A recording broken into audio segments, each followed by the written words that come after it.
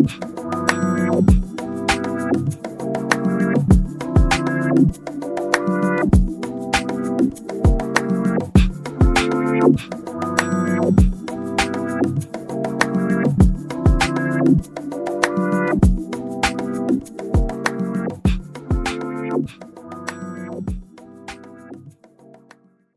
y'all, welcome back. Welcome back, my queen baby sugars. How's it going? It's going good. How are you? Good. New week, new tea. Oh, damn. I'm glad you be on that. Where we kiki with you and you kiki with we. Mm-hmm. I understand that assignment. Yeah, you do. I don't. Mine be late. Turn it in late. Yeah. So how was your weekend? My weekend was good. What'd you do? Went to baby CJ's first birthday party. Yes. Child. Yeah. I really realized, like, I'm here and I ain't got a kid. Uh-huh. And these kids, they take you. Really having kids' birthdays at places like that is genius because they take care of the kids. They set up everything. You really just got to show up, and you can bring drink if you want to. Mm. So you can really just have a time. Yeah. So did that. Sunday, we went to Harriet's, which is like a little rooftop function damn near here in LA. Yeah. All the who's who. Yeah. The who's who frequents the spot. Yeah. And then we went to this pop-up cocktail immersive experience, the Alice. Yes. It was It's interesting. for the whites. It's for the whites. It's for the whites. Usually Brittany and I get sucked into doing little things that pop up on our feed or things that we see on like little shit that'll pop up LA bucket list and just things like that. Yeah, this popped up when we were on our way to Mexico. Yeah, it's like, oh, immersive drink experience. This looks fun. We were the only blacks, with the exception of one. There was sister. one other who was there. Yeah, she was a sister. She was a sister. She was a sister, but she was a sister by she was a sister. Appearance. She was a sister, and we were a sister. She was a sister for sure. She was a sister. She was giving sister. She was a sister, and we were there as the sisters. Yeah. So the thing that was sending me, first of all, the part that grabbed us was the cocktail immersive piece. Yeah. I could give a fuck less about Alice in Wonderland. It was the riddles. There were riddles. We had to solve riddles and to get stuff. And listen, I'm not a riddler. I don't like riddles. Same. I was just like, let's listen in on what they come up with, and we gonna say the same thing. I'm not racking my brain here today. One time, I hate that. Yeah, one time I went on a scavenger hunt where you had to solve riddles to figure out a destination, and everything was worth hella points. No. I was dying on the fucking inside. Yeah. I was dying on the inside, wanting it to be over. It took so long. I don't like things like that. I don't like that and baby shower games. Oh, I like a baby shower game. I cannot stand a game I like like baby shower games. You win prizes. It's not my jam. It's just not. Yeah, you always say that. I do. I really do. But this was more for the whites, which is fine. It was cool. We got a couple of drinks out of it and left. I mean, the guy who was, they have like people who are the hosts, rather, he was funny. He was funny. He was funny. He was funny. If it weren't for him, it would have been a dud. I probably would have been like, drinks to go? Please. Put them in a to-go cup? We're out of here. I don't want to be here. Yeah. But it was a good little time. And when I told Amadel about it, she was like, oh my God, I'm on the wait list for that. How did you get tickets? The wait list. I said the wait list. She could have bought ours. Girl, no, it wasn't horrible. It wasn't horrible by any means. It was just different. Yeah. It was different. I don't like to. I'm glad that I did it with you. Do shit for my drinks. I just like to get them. Yeah. I thought the drinks were just going to be provided. I didn't really know what it was going to be. It was okay. It was but cool. She was like, oh my God, you got tickets for that? You went? I was like, yeah. She's like, we're on the wait list. We're on the wait list. I was like, girl.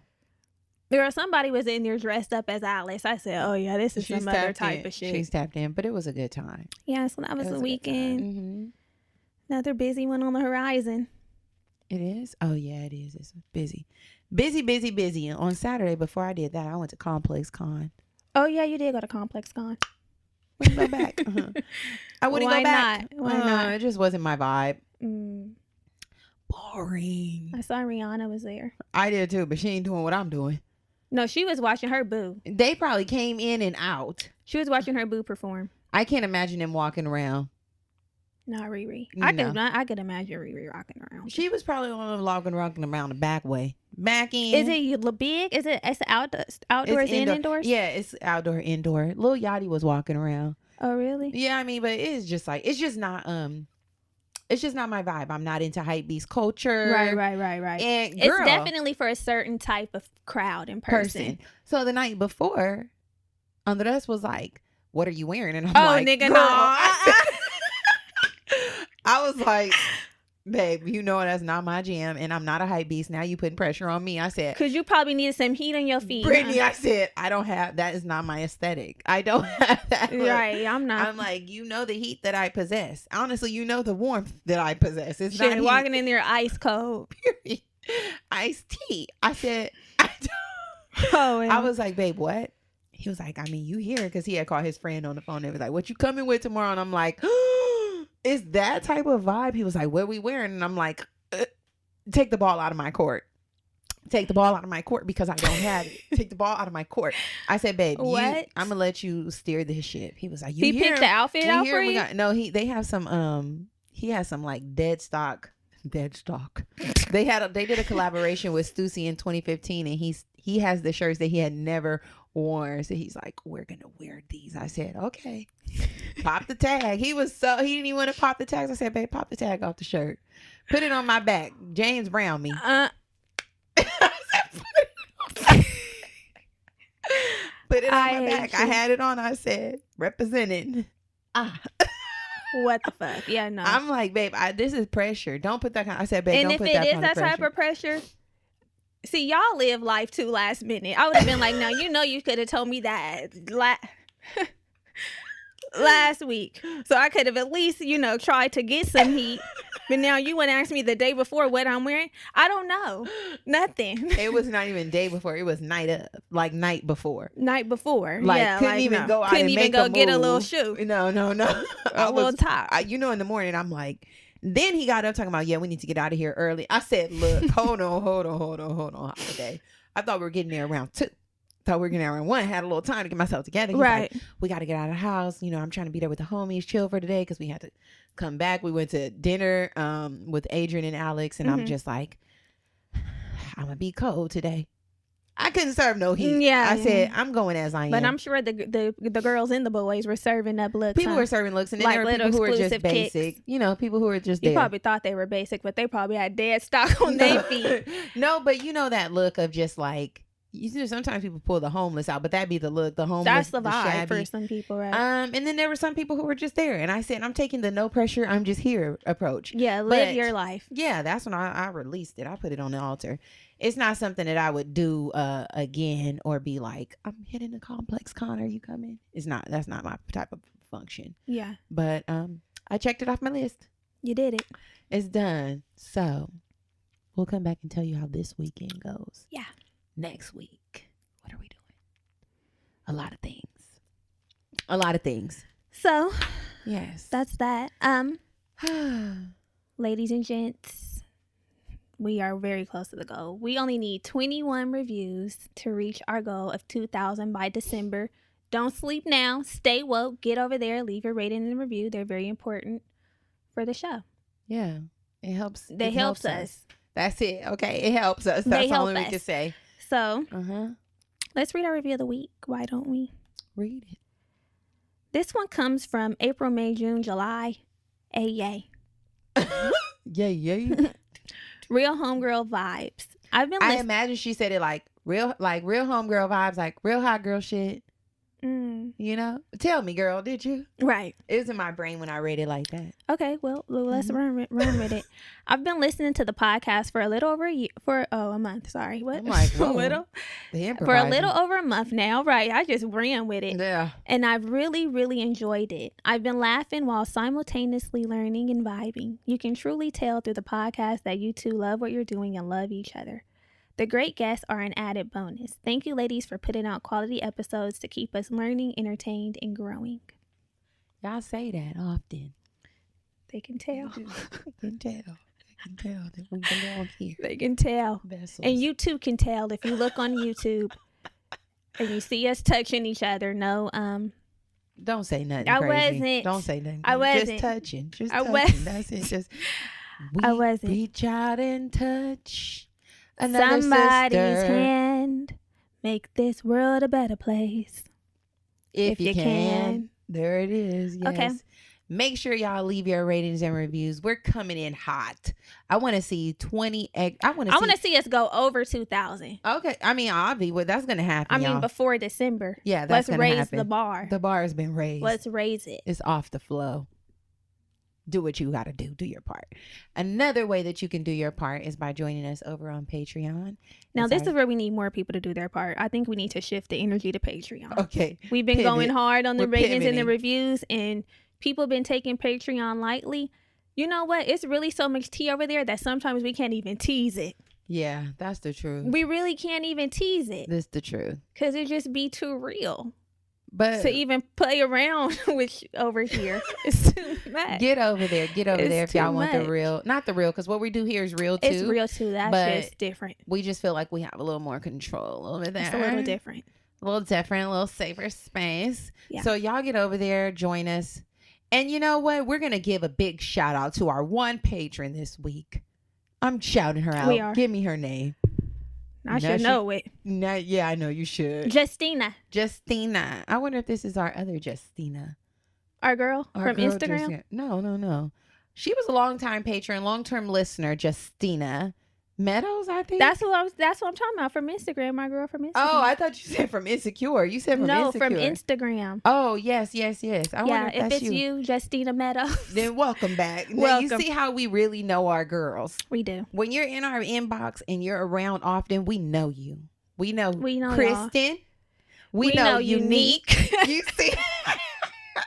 We got a few that's been gang from the beginning. We do. There's a lot of y'all. Yeah, Like, those are our few. girls who always tap in and really connect with us. Yes. So yeah. You see that? You see how we in the heart with y'all? Right. Love y'all. I think, yeah. So. Those are our girls. Last week, y'all, we kicked off a brand new series, Read Me Sis, where we're here to read you and bring to your awareness all the shit that you probably have not been paying attention to. So, first episode of the series, we chatted about the I'll feel better when cycle that we oftentimes get stuck in, that takes us out of our current place of present-minded joy and gratitude, because we're focused on feeling better when something else happens. Right. I feel like that was a really great conversation. I do too. I feel like a lot of the girls out there resonated with the message. And it's good to know that we are not alone. We are here for we. We are. Yeah, for sure. We are. So if you haven't listened to that yet, tap in. I'm pretty sure you'll gain something from it. There's tools for your toolbox all in that episode. Tons of gems. So take a listen. This week, what are we doing? So this week we are talking about overcoming martyr complex. They probably like, girl, what is that? What is a martyr? What is a martyr complex? Well, we have a full definition for y'all. Don't fret. We got a lot of notes today. We have a lot of notes. A lot so of bear notes. with us. There's a lot to talk about. And okay, so let's just get into it. So historically, a martyr is someone who chooses to sacrifice their life or face pain and suffering instead of giving up something they hold sacred. So while this term is still used this way today, it has taken a little different meaning. That's not as dramatic as that. Like, you're not putting your life out on the line.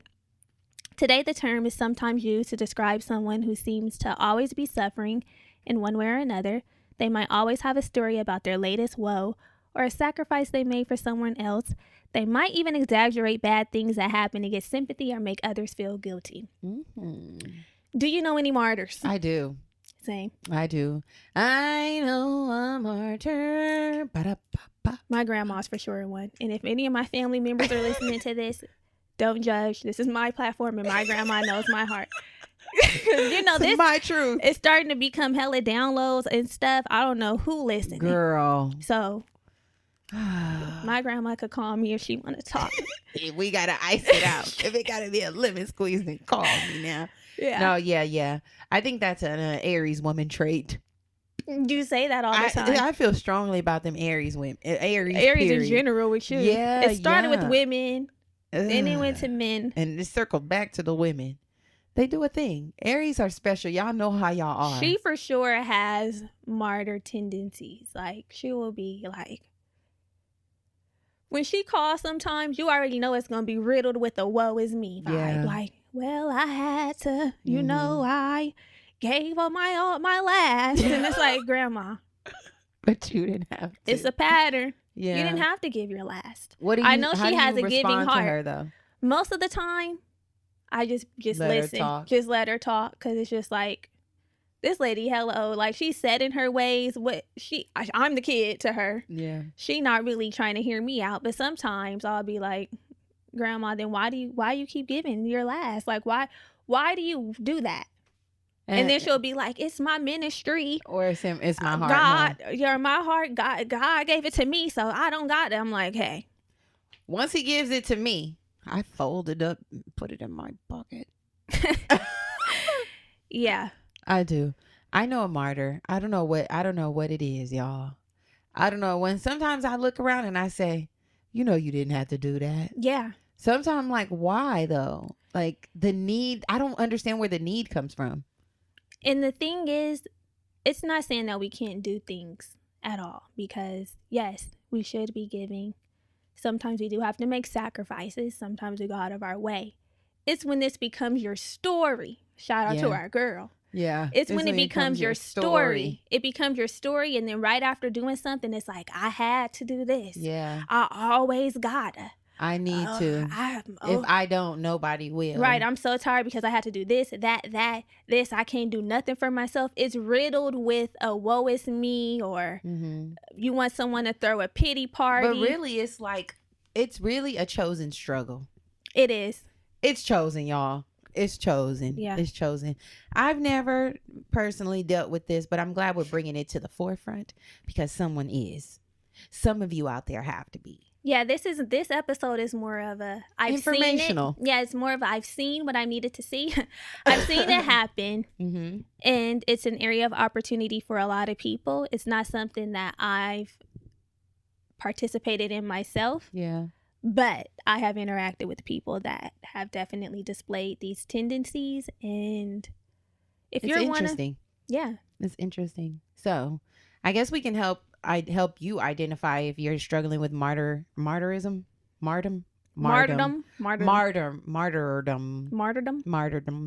And then you can go back and figure out what you want to do about it, what boundaries you want to implement to take yourself out of this chosen struggle, because that's really what it is. You're deciding that you want to be in it for whatever reason, and there's work to do, and you got to go talk to somebody. It won't be with us, but yeah. First sign that you're struggling, or you might be dealing with it, or signs of, is that you do things for people even when you don't feel appreciated. Even when somebody hasn't said thank you, you still feel like you have to go out of your way to make it happen. You know that. Oh, what, you want to say something? No, I was agreeing with you on that. You know what I mean? Yeah, you offer your support, but then you're expressing your discontentment with the fact that you had to do it. Or that, like, that you had to do it, but you offered it. That's be the craziest part. Yes. That you offered to do something. Yeah. Or you talk about the lack of appreciation because you did it. Like, I do this and nobody even says that I be like, give me my kudos or my flowers for doing it for them. Like, you offered. Right. And I'm appreciative. And I mean, there people should be appreciative, but I think that this is really a distinct quality when this is always the case, because we all come against people who you do things for them out of a good place and they may not be appreciative, and it's like but then you know what I say, won't do it again. That part. You won't get me, you won't do it again. Slap me, you won't slap me again. When you keep doing it, you might have martyr complex. Yeah. Another example is if you try to do too much. So if you are always overextending yourself. There was a little meme that was like, it was a Muffy, I think, from Arthur. She had black bags under her eyes, and she was like, yeah, I can fit it in my schedule. You can't. But if you're always overextending yourself, and by this, it's like you're offering to do things when you know you don't have the bandwidth to do it. volunteering, hella volunteering. Somebody having a baby shower, you're volunteering to plan the baby shower. You know they're not going to appreciate you. You know you have hella work to do. You're planning to do it all, pay for it all. Yeah, no. Offering your resources, setting up, taking down. And I need to be on one committee. You're one setting committee up, for the people I love. You're taking down. Not only did you volunteer to do that baby shower, but you also volunteered to help your girlfriend take her braids down. Then you still got to take your own braids down. And then it's like, I'm the only person they got. Yeah. I have to do this. No. Yes. Don't. Yes. And we all occasionally might have too much on our plate. But if you are the person who always has too much on their plate because you are taking stuff from other people's plate and you serving it up on your own plate. Yeah. You are not having any boundaries. Yeah. Then you probably have a martyr complex. Yeah. Because sometimes when people do this, they volunteer to do all this, right? Yeah. Or they accept it and then they're complaining. I be seeing this all the time. Like, I gotta set up for this and that. But you signed up for that. You asked to do it. And I think, honestly, this feels like it's tied to like a self-worth thing or self-validation or wanting to feel valued. Yeah, valuable and valued by other people.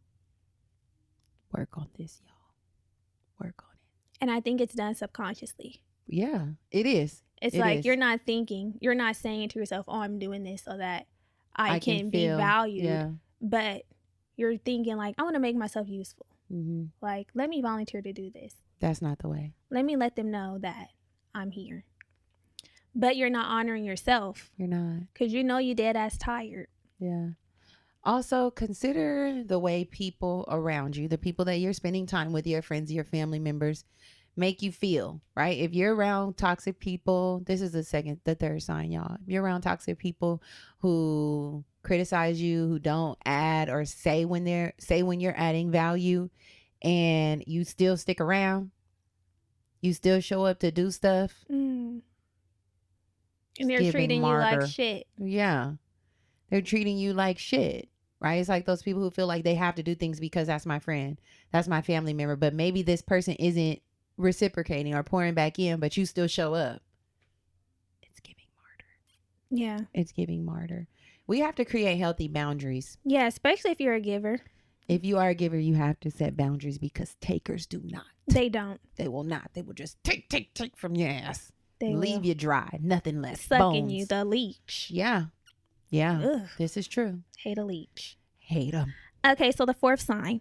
You consistently feel dissatisfied in your job or your relationships. So if you are a martyr, you might notice some patterns of feeling just discontent. Like, I don't like it here. I don't like it here.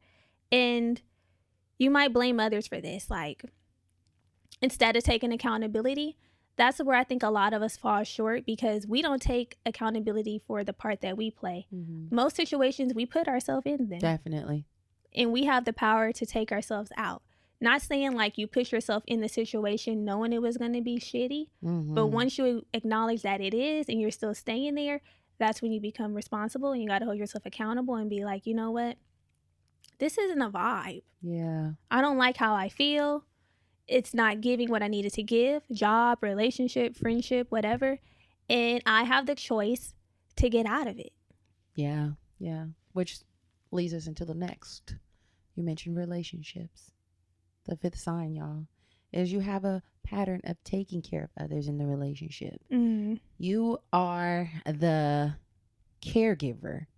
If you find yourself across multiple relationships, different types of relationships, always feeling like you are the mom of the group, right? The nurturer, the caretaker, overextending yourself, doing all of the things for everybody, and then becoming resentful because you play these roles. You know what I mean? It's like... It's self-sacrificing. It's self-sacrificing, self-sabotaging. It's just... all of the things. In a good way, a good indicator of this is if energy is not being reciprocated. Because there is some caretaking and some nurturing and all that in relationships. But when they become one-sided and you're the one who's always, like we said, giving and never receiving, then Problem. Yeah. And you have to consider, like, do you feel secure? Do you feel loved? Do you feel cared for? Do you feel thought about? Do you feel supported?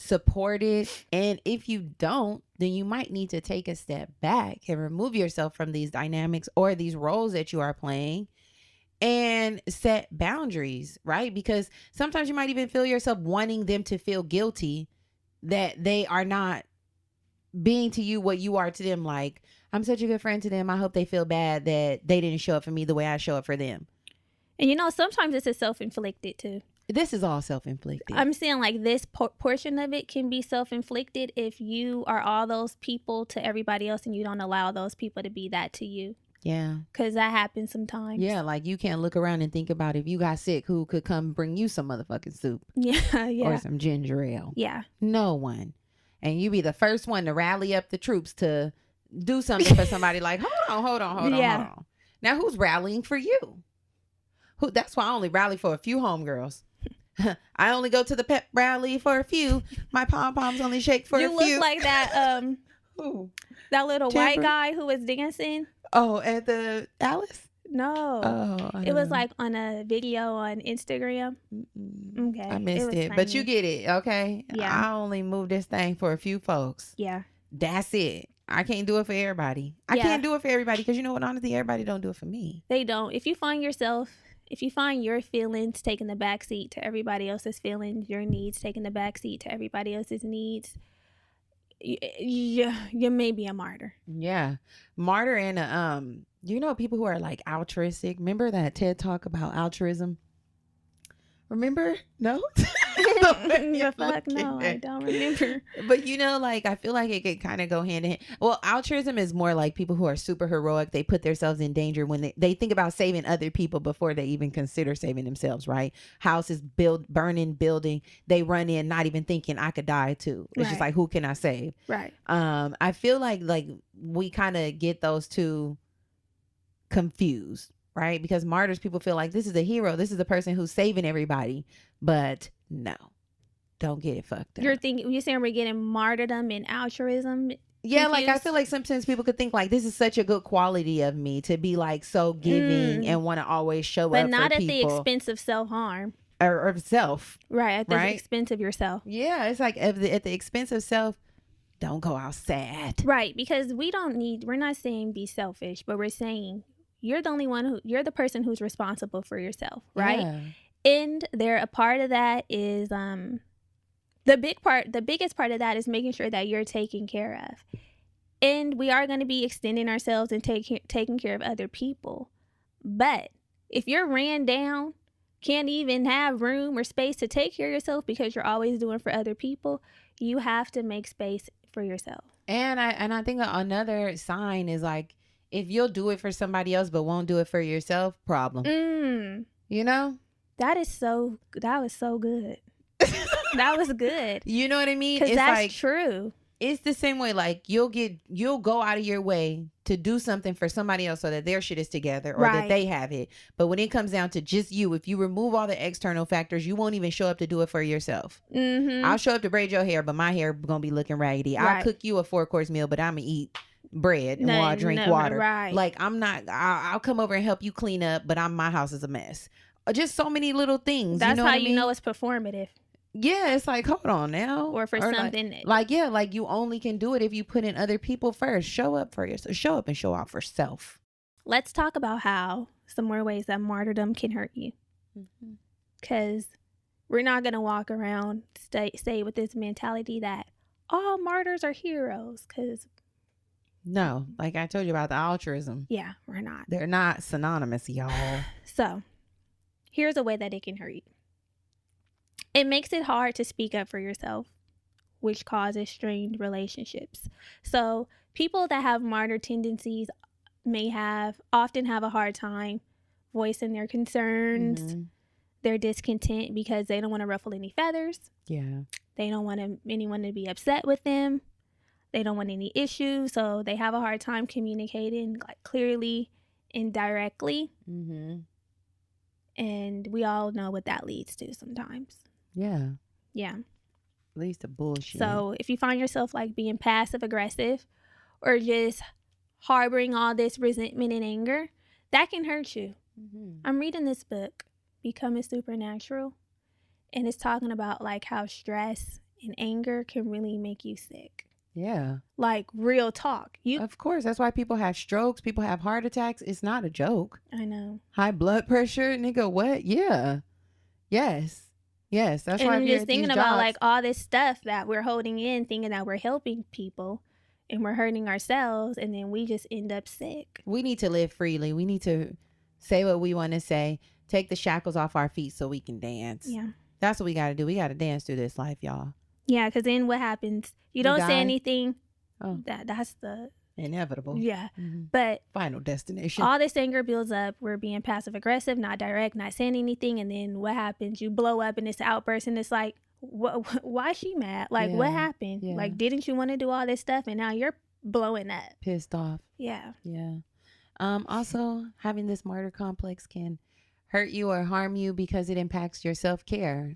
Like we were just mentioning a little bit ago, you focus so much on other people, you put in everybody else first, that you end up losing focus or sight of what makes you happy, how you are able to show up in the world as your best self.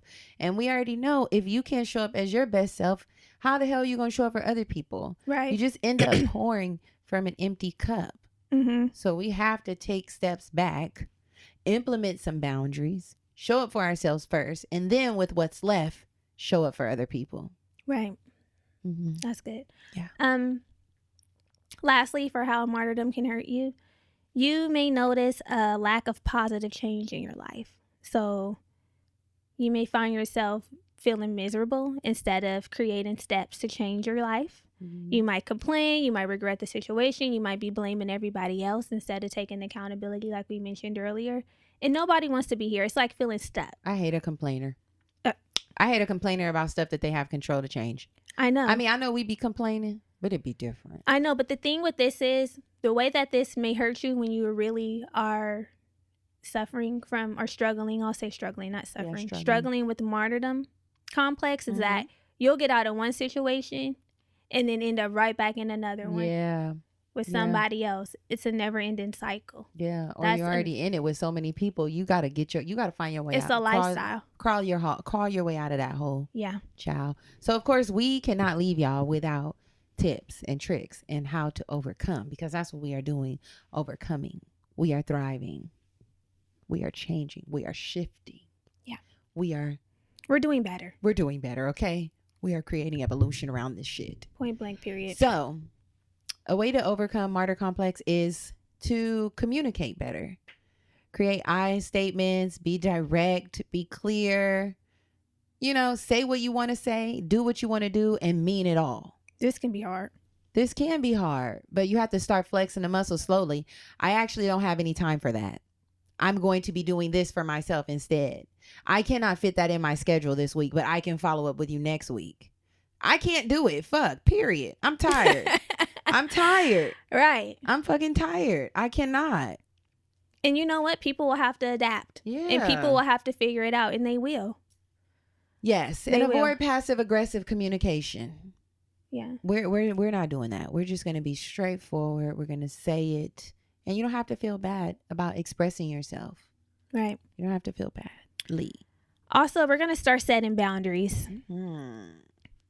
This is another hard but necessary thing to do. Setting boundaries. You have to set boundaries because boundaries teach people how to treat you. Period. So there's a good book by Nedra Tawwab, who was on the show. Oh, yes. She has a book about setting boundaries. She's a boundary boss. Mm. And if you feel like you struggle with setting boundaries, pick up that book. But you got to set boundaries, reprogram, teach people. I know I did that in the past, but I'm on a new program now. Never no more, as Aaliyah said. Never no more. Yeah. That's what she said. Yeah.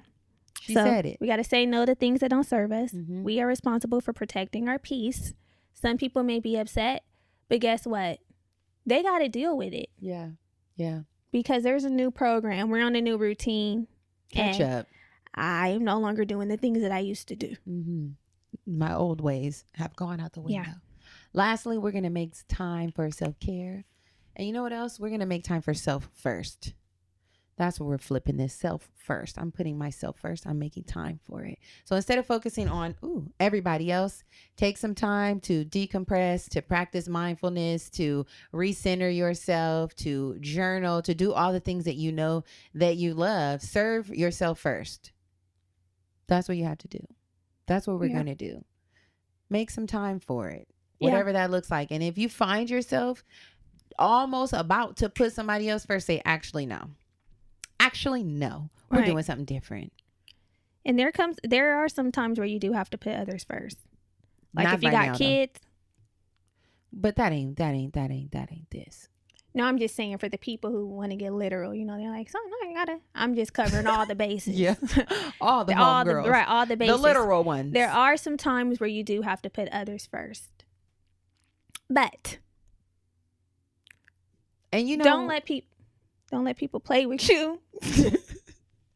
Black advice. Don't let people play with you.